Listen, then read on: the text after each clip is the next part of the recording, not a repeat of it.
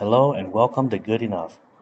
In this video I install a dashcam that monitors the front, the rear, and the interior of my car. This is an all-in-one dashcam and all videos and pictures would be recorded into one control unit. The first step is always inspection of the product. I always make sure the product is not damaged. I also ensure there isn't any missing parts. Since this dashcam uses 3 cameras, I check and inspect all 3 cameras. The lens on these cameras can easily be scratched, so be careful when you're inspecting the cameras.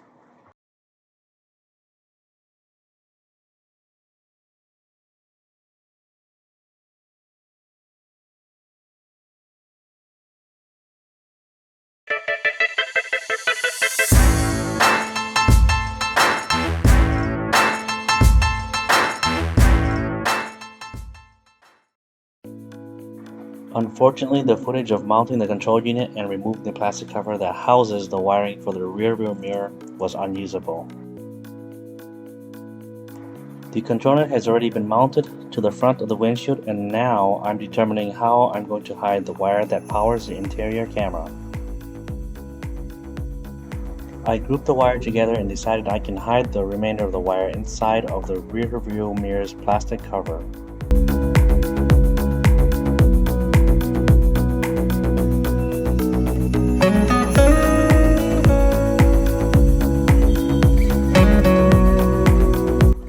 The plastic cover is able to cover the interior camera's power wire and has enough room for more wire if needed.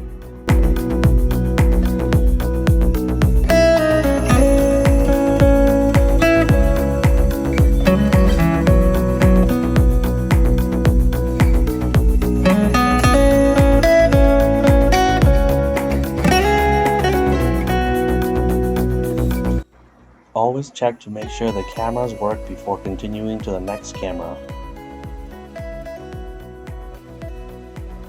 If this camera system was just a front and interior setup, this installation would be complete.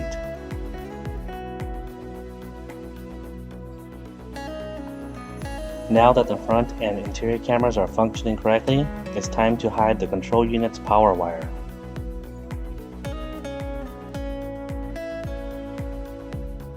Instead of using the official power wire, I purchased an OBD2 adapter that has a USB-C power wire. This will allow continuous power to the cameras even when the car engine is not running. The difficulty for hiding the power wire varies depending on the make and model of your car. For my car, it was quite easy. I used the trim tool that came with the camera system and easily pushed the wire behind plastic covers, trims, and rubber seals.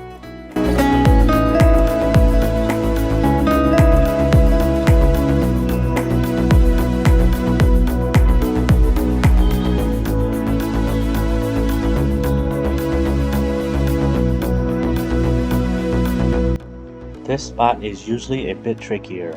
The plastic trim pieces around this spot can have electrical wires behind them. I didn't see any electrical wires, so I continued to hide the wire behind the plastic trims.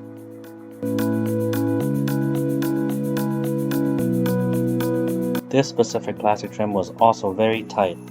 Always be careful and don't force the wire behind plastic trims if it feels like the trim is going to bend or break.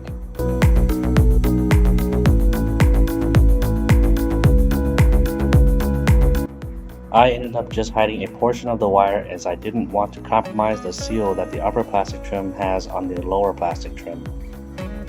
Usually you'll find excess wiring in a typical dashcam installation. This is where I usually stash the extra wiring.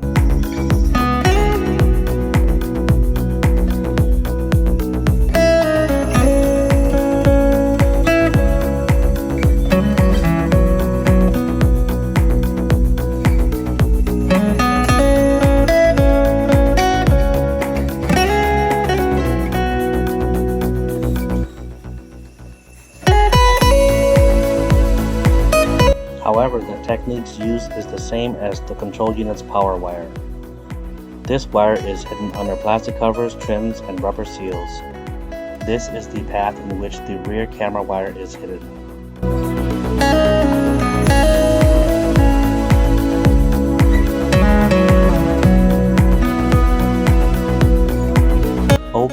installation is not difficult, but it does take a lot of time. It took me over 3 hours to install all 3 cameras and hide all the wires.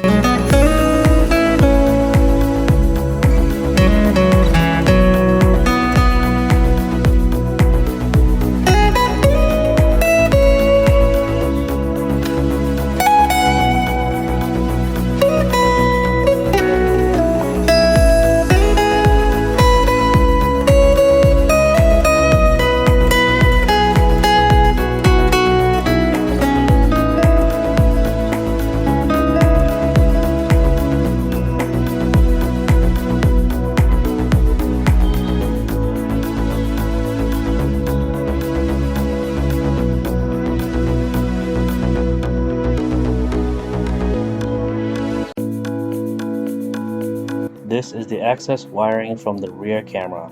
I decided to hide it under the rear view camera's power plastic cover.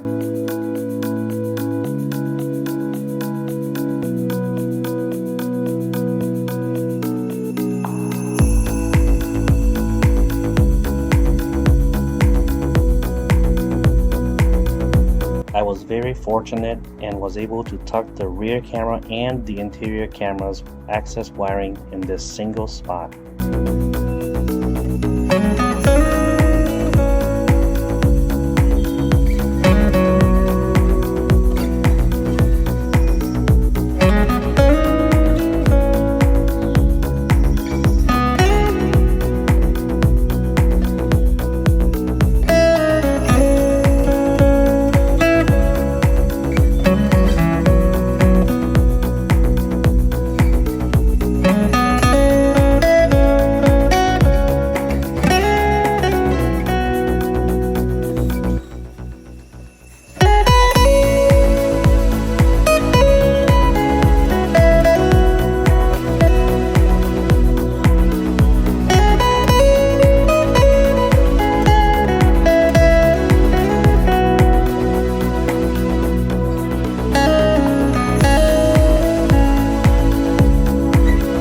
The install turned out to be very clean.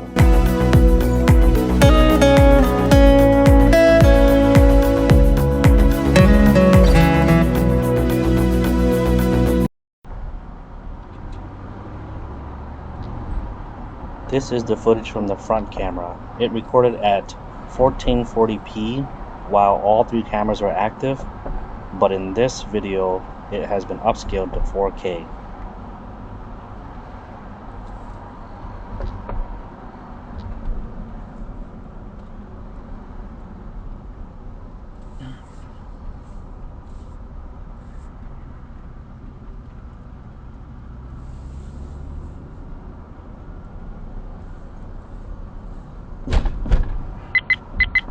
Video protected.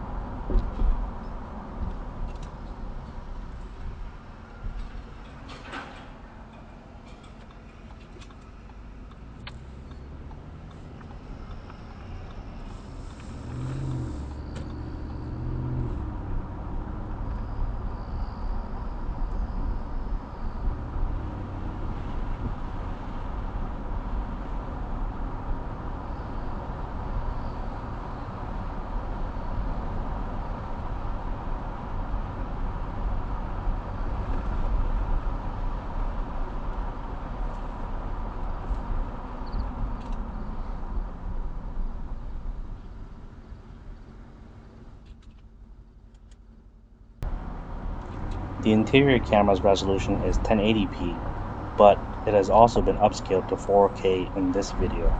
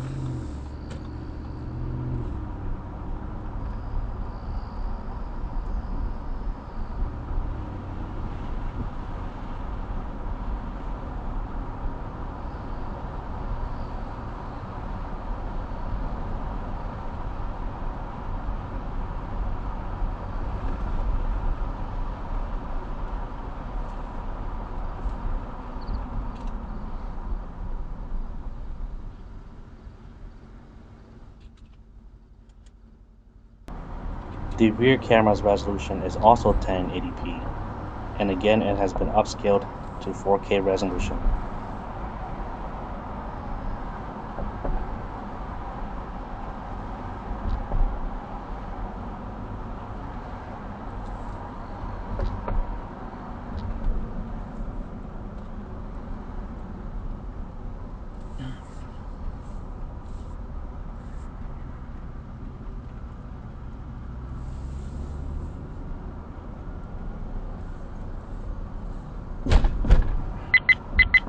Video protected.